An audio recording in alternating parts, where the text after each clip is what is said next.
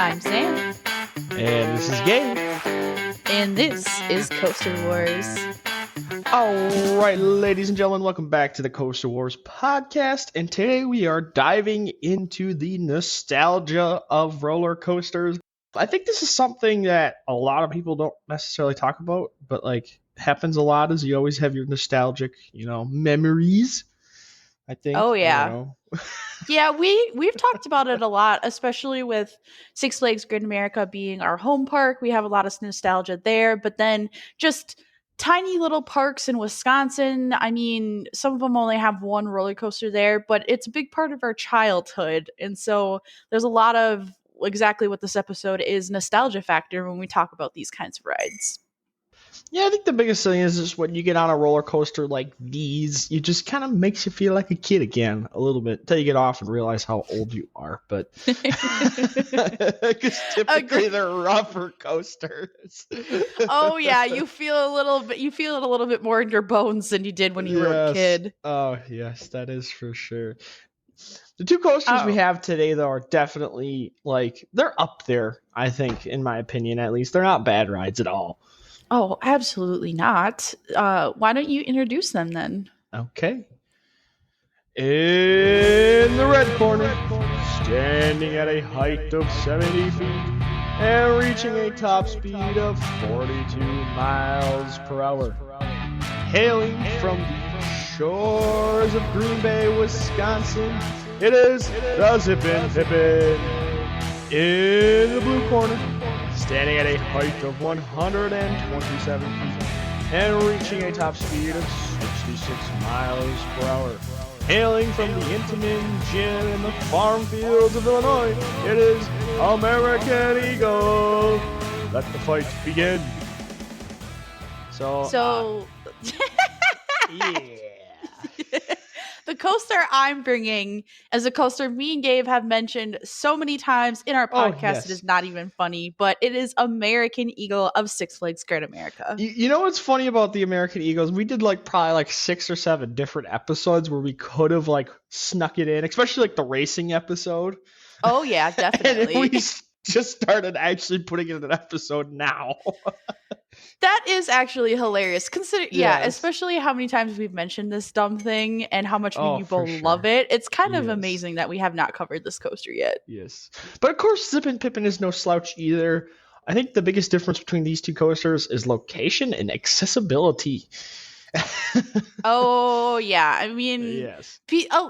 I travel full time for work, and I think a lot of people know Green Bay because of the Packers, but they still don't even really know where it is in Wisconsin. They've just heard the name before. Nobody knows where Wisconsin is sometimes. You'd be like, yeah, I'm from Wisconsin. And they just kind of look at you like, that exists? That's a place, that's a real place? People are actually from there?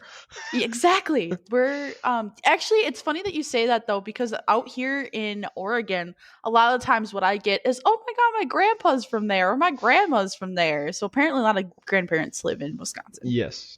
Well, it's funny because you always end up, if you're out of the state, you do always end up meeting somebody either from the state or they know somebody from the state. But it is absolutely insane to me how many people you can meet from Wisconsin, not in Wisconsin.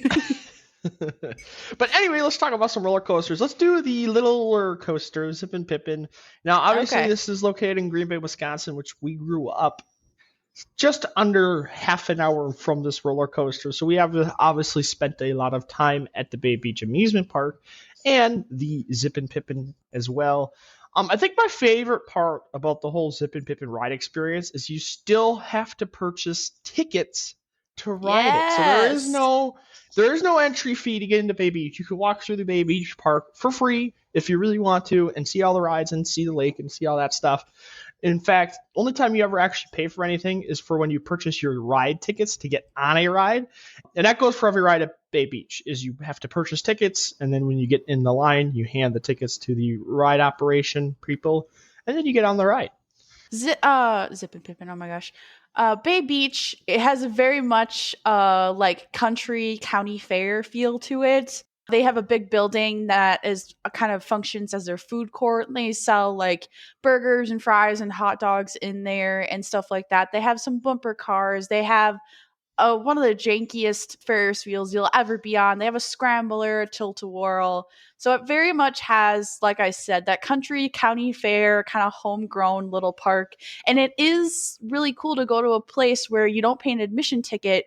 You buy actual physical tickets for the rides, like Gabe said. And I would have to look it up. It very much, due to inflation, could have gone up. But originally, when we used to go, it was only 25 cents per ticket. You could get like $20 worth of tickets and spend the whole day there. Oh, yes. And I believe the Zippin Pippin is $1. It's 4 tickets. Yes. So it costs $1 to ride the Zippin Pippin. That's it. I don't think there's another roller coaster in the world that can say that, to be honest with you. I think you're absolutely right. Even some independent roller coasters that are kind of out in the middle of nowhere, you pay more than just $1 to ride the dang things. So why don't you actually get into this little coaster a little bit more, though? Yeah. So this roller coaster was constructed in 2011. However, there is a ton of history behind the Zippin Pippin. It used to be actually located in Pigeon Forge, Tennessee, at Liberty Land. And this is known as Elvis Presley's favorite roller coaster. So I can't tell you the actual age of like the design and everything. But basically what happened is the original Zippin Pippin closed down at Liberty Land like in the early 2000s.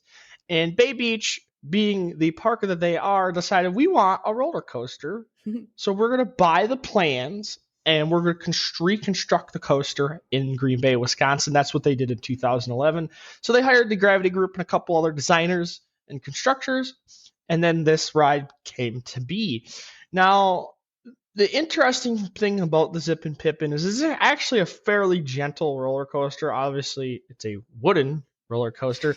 However, there is one moment on this roller coaster that could rival El Toro.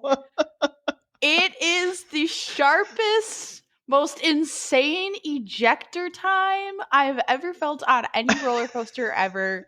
It is so abrupt. It is absolutely insane to say that this is on a little tiny coaster that you pay $1 to ride. Like, yes, what? Yes. What even?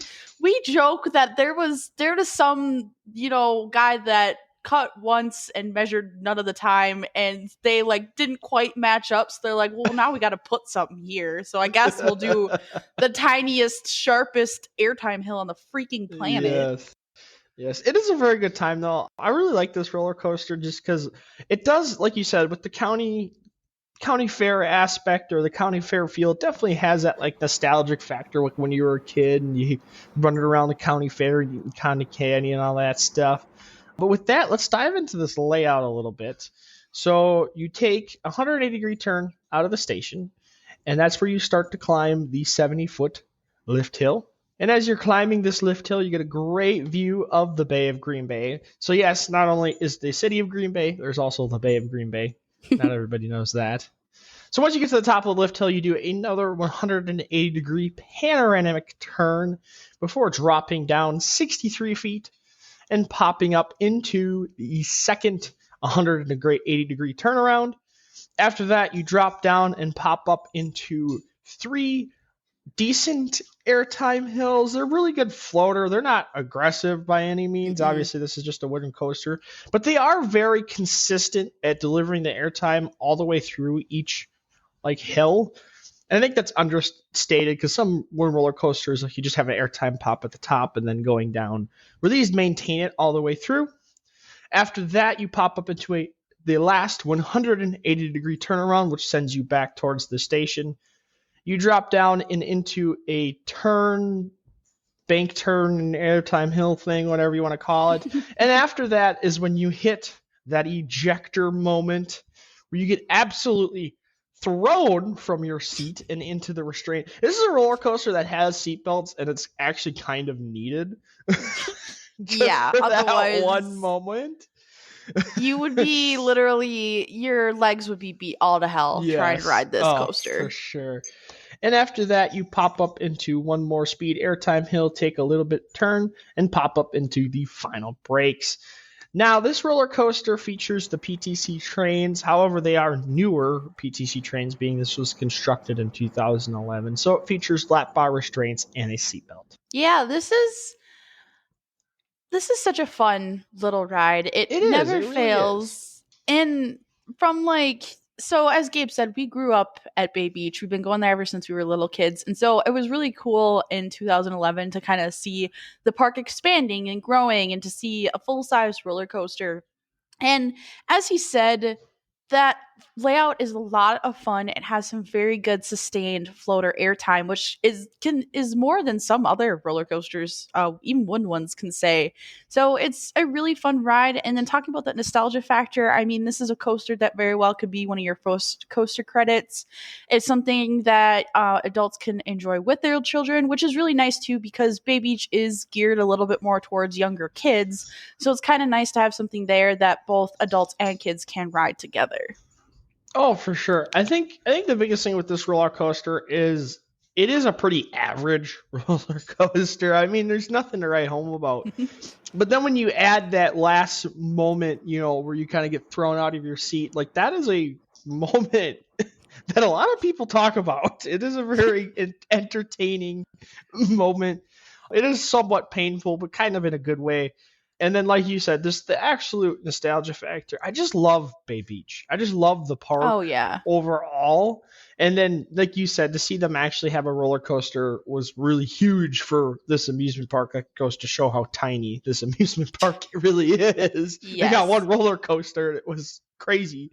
And then I just like the location of this coaster being right on the Bay of Green Bay. You get some really nice views looking out. Every once in a great while, if you get lucky, you can actually see like ships coming into the port there in Green Bay, and you get to see all of like the Great Lake boat ship things. I don't know what to call them. You know what I'm talking about? The big freighters. Yeah. I was going to say the big shipping container ships. Yeah, you didn't think you'd see those in Wisconsin of all places, did you? But our Great Lakes are big enough to be to have ocean-sized container shipping. Yeah. I cannot talk today. This is what happens when we record in the morning. I just want to put that little caveat on this episode. Okay. Yes. We're recording in the morning, which is not something we usually do. So I apologize in advance if anything comes out kind of wonky. Yes. But anyways.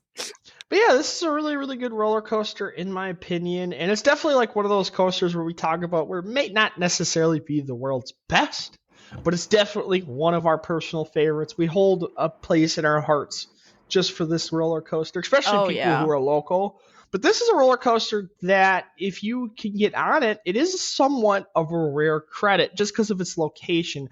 Obviously, there are no other large amusement parks around Green Bay. In fact, the closest would be Mount Olympus in Wisconsin Dells, and I wouldn't even call that a major theme park. Yeah. So in reality, the closest major theme park is actually Great America, which is almost 3.5 hour drive away. So it makes this coaster, one of those where it's like, and that's another reason why it's nostalgia too, is because not everybody's ridden it. Not everybody can get up to Green Bay, Wisconsin to get on this thing. So it's like, oh man, I can say I rode the Zippin Pippin, and not everybody can say that.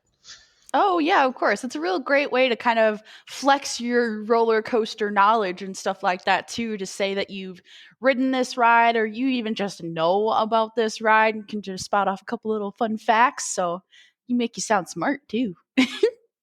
But overall, it is pretty much a family roller coaster except for that one moment. So don't be expecting, this out of control, crazy thrill ride experience. But it is, at the end of the day, fun, exciting, and it has one of the best ejector moments of all time, just for no reason. Just for absolutely no reason is absolutely right. Yes. But with that, I think we're going to go over to American Eagle, Six Flags Great America, and we're going to talk about another coaster that emphasizes nostalgia factor. Oh, heck yeah. This thing, oh my God. Me and Gabe have mentioned it a million times. And then it is at Six Flags Great America in Gurnee, Illinois. That is mine and Gabe's home park. This was basically, most people from Wisconsin, this is going to be your first big park, your first set of big coasters, and American Eagle really is. It's one of the last wooden giants left, and I know Gabe knows more about that than I do, and I do know that either they're being torn out or they're being converted by RMC. Didn't RMC do the one in Texas? Yeah, a lot a lot of the big, massive wooden roller coasters are either getting RMC'd or just torn out just because of their age and the fact that some of them, like American Eagle, I can't fathom the amount of maintenance and time and energy that goes into this roller coaster. Not to mention that there are 2 tracks, not just one. Oh, yeah. But yeah, so like Texas Giant, obviously that has become the new Texas Giant. Mean Streak out at Cedar Point, obviously that's become Steel Vengeance. You have the original Rattler, which has now become the Iron Rattler. So yeah, a lot of these massive wooden roller coasters are getting redone either by RMC, Twist, or you have Colossus out at Magic Mountain. That is now Twisted Colossus, another RMC.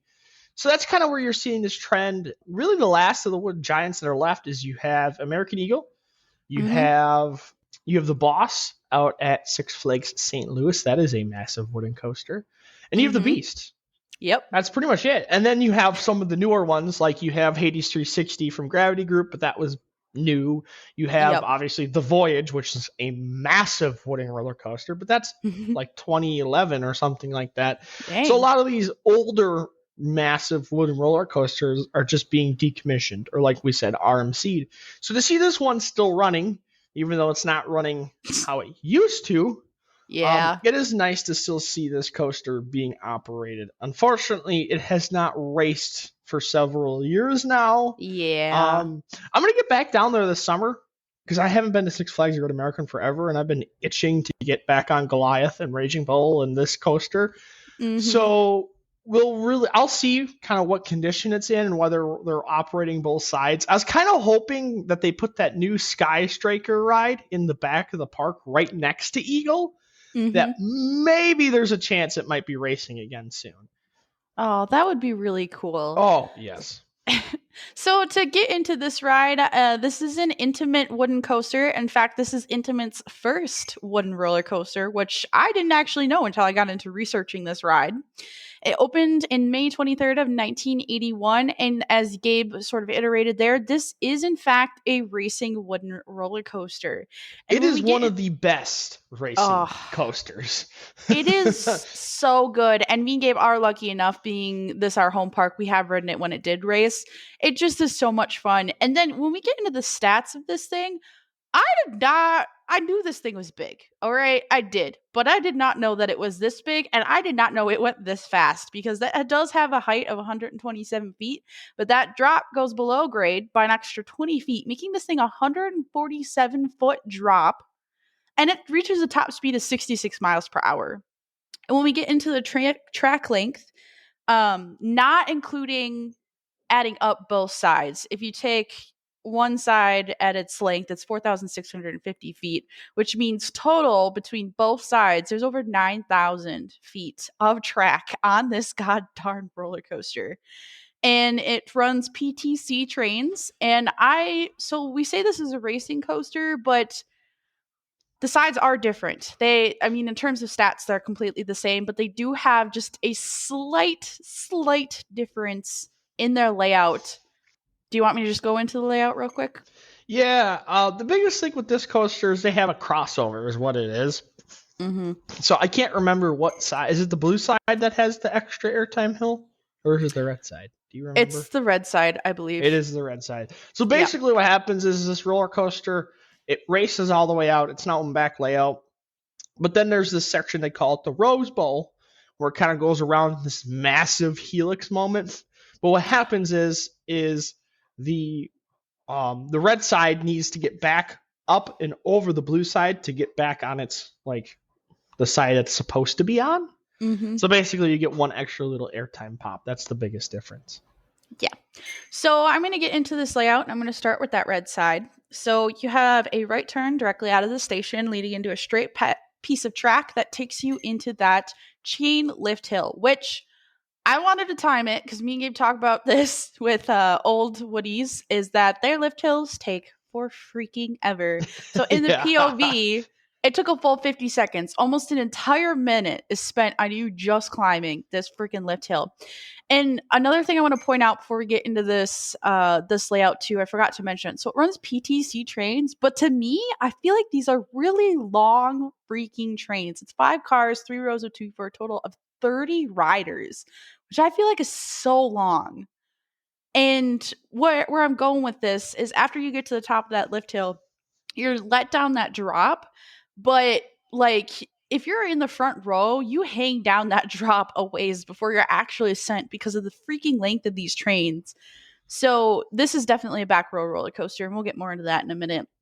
So after that 147-foot drop at 55 degrees to that top speed of 66 miles per hour, you then come up into a giant. I thought I messed up. Isn't there an airtime hill in between you and the freaking helix, or is it straight up into the helix?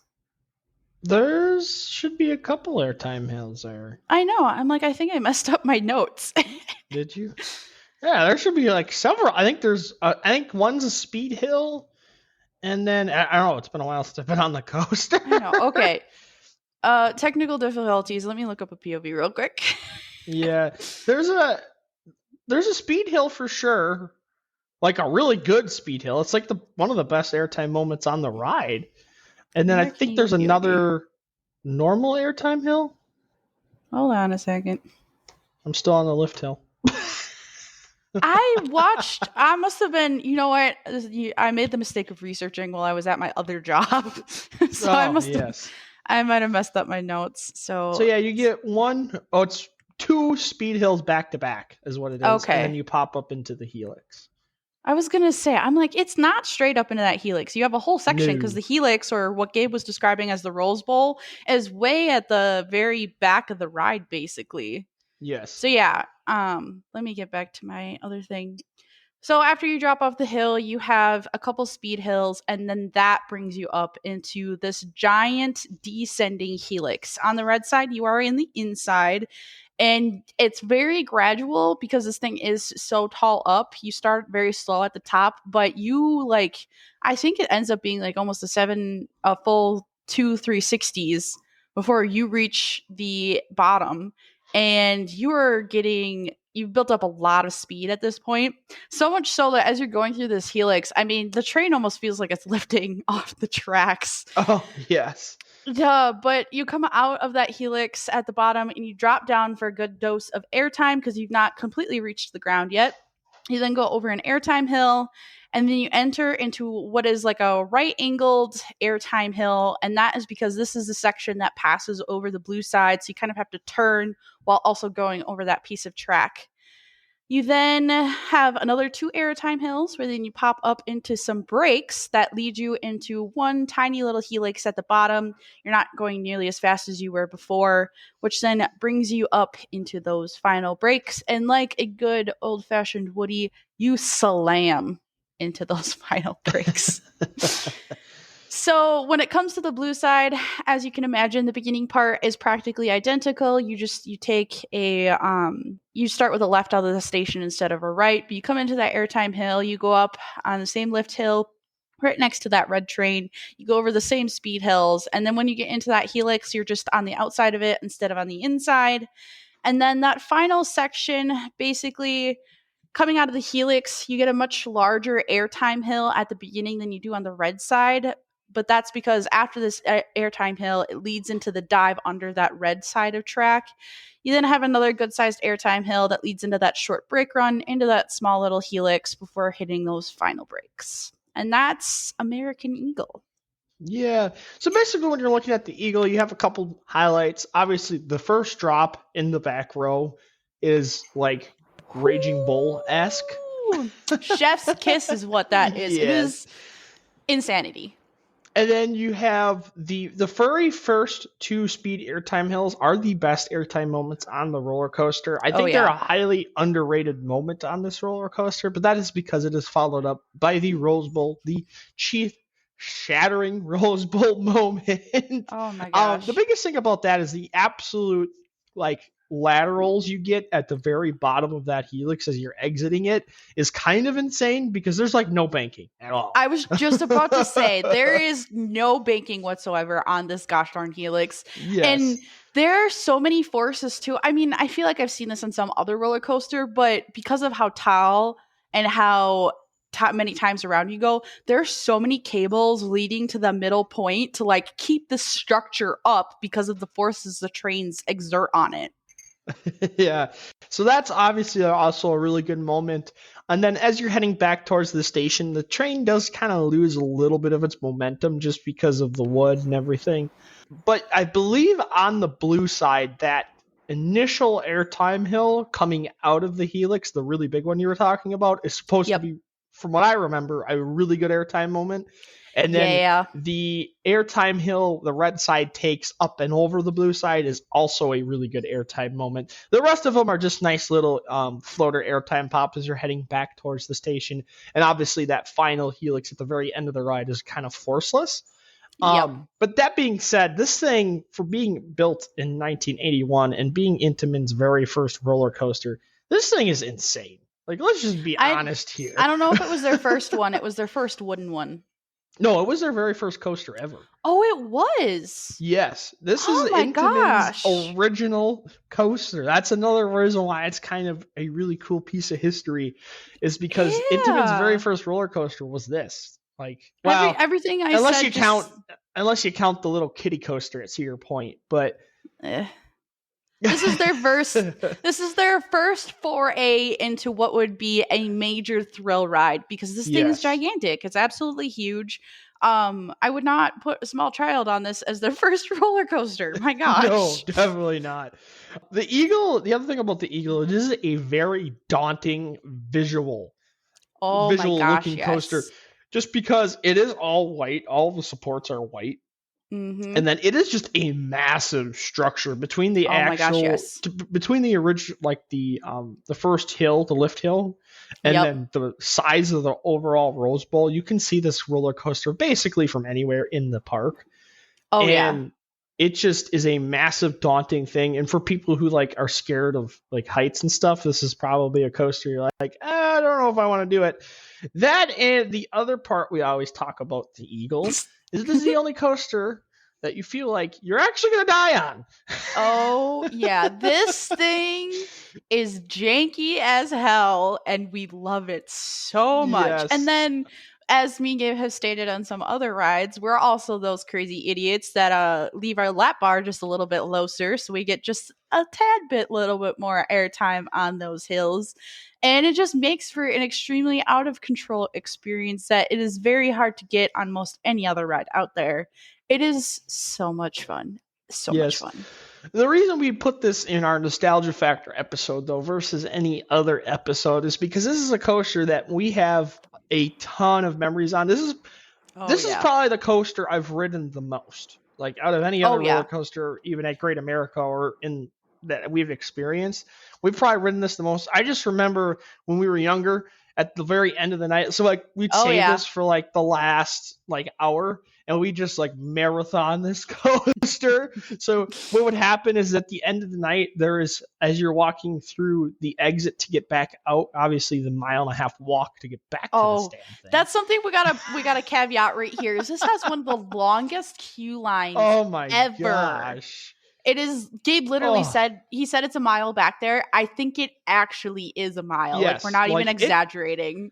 It takes you 10 minutes to get back there. That's not because you're waiting in line. It's just because you're walking that far. Oh, yeah. But anyway, so what they would do at the end of the night is there's this little spot where the queue line and the exit line come up next to each other, and it's just like a chain. So what you can do is you can just unhook the chain and put it on the other side, and you can just literally walk around, and then it's only a 2-minute walk back to where the queue line usually starts. And of course, at the end of the night, everybody's leaving. So nobody's at the very back of the park where Eagle is. So we would just do that over and over and over again. You get 10 or 15 rides at the end of the night. Yeah. And the awesome thing about the Eagle is they light this thing up at night. So they have spotlights all over the coaster, and it's just so cool. It's just one of my favorite memories. We used to do this with our dad and mom all the time and just marathon this coaster. So that's kind of why we put it in the Nostalgia Factor episode. Absolutely. And we could talk about that too when it comes to the line that's on this thing. Is I feel like it's gotten a little bit longer just because they don't have it racing anymore because they're only running 2 trains then. But when this thing was running both sides and they had 4 trains going, that line, I mean, even if it was a little bit longer, you moved through it pretty quick. And then Gabe is right. I think a lot of people at the end of that night head for Raging Bull. It's usually one of the more favorite rides in the park. I mean, even after the queue lines closed, it's probably still an hour late on Raging Bull sometimes.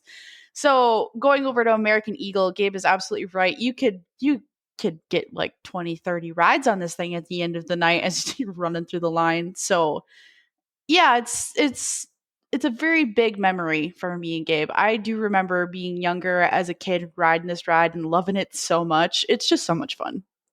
Yes, I need to get back there. You went back there last year to Great America. I have not been to Great America probably since COVID. Oh, geez. Yeah, it's been a while. I need to get back there. Well, that's gonna happen. It's happening. All right. All right. But with that, we should wrap this episode up. I'll go first. Obviously, Zippin Pippin is my coaster, but it just does not hold a candle to the massive piece of history and just overall ride experience that the Eagle is. So my champion for this episode is definitely going to be the Eagle. It's just a lot more extreme, more airtime, and it's an overall better ride experience. Obviously, Zippin Pippin has that one moment, but the Eagle is an overall ride experience for me. Oh, yeah. American Eagle is my pick as well. We freaking love this ride. And Gabe's absolutely right. This is a thrill ride. The day that it was built, and even now today, it still is a thrilling ride experience. And if this is our nostalgia episode, American Eagle just ticks every box in a nostalgia factor. Yes. So it is definitely the winner for this episode, I believe. But what have we got coming up next, Gabe? Our next episode is the non-coaster episode, I believe. Yeah. Oh, this is going to be a fun one. So our roller coaster podcast, we're going to do an episode that doesn't have any roller coasters in it. In our defense, if you go to a theme park, there's going to be plenty of other rides that aren't coasters. And believe it or not, me and Gabe have some favorites. So we're going to take a little break here and just talk about those. Oh, for sure. To do an episode like this, I think we definitely picked 2 of the best rides out there that are not roller coasters. Absolutely agree. It's going to be a good episode. And then after that, we're finally getting to a special episode that we've been plugging forever and then putting off. But with good reason, we want it to be a good episode. And then on top of that, we're pretty sure it's going to be a 2-parter. It is our Son of Beast special. There's a lot of baggage there to unpack. A lot of baggage. Oh, yeah. It's gonna be so good. But with that, everyone, thank you for listening. As always, check us out on the socials. Email us with any roller coaster suggestions. Email is down in the description. It is coasterwarspodcast@gmail.com. But thank you for listening. And we wish you all have a great day.